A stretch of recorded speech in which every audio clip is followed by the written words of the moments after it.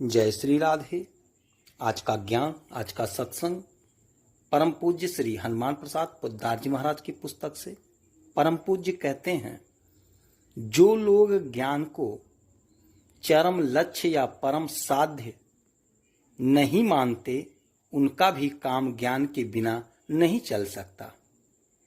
यहाँ यही बात समझाई गई है, जैसे अंधकार में किसी पदार्थ को ढूंढने के लिए दीपक की आवश्यकता होती है।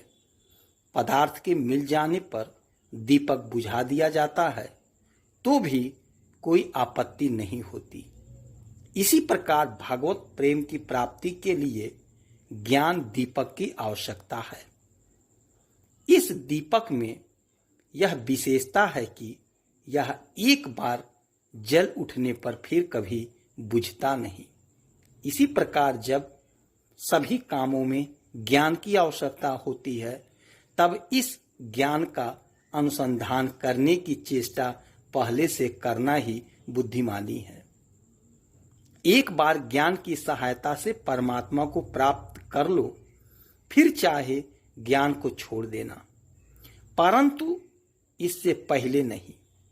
वस्तु को पाने पर ज्ञान को छोड़ने की बात इसलिए कही जाती है कि वह वस्तु स्वयं ही प्रकाशमय या ज्ञानमय है।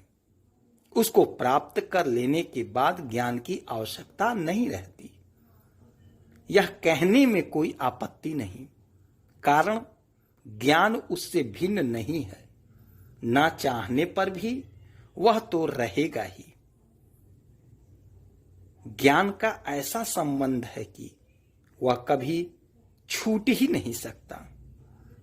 अभिन्न ही कहना चाहिए, ज्ञान को अभिन्न ही कहना चाहिए। भागवत में ज्ञान को ईश्वर स्वरूप कहा है। भागवत में ज्ञान को ईश्वर स्वरूप कहा है। जय श्री राधे।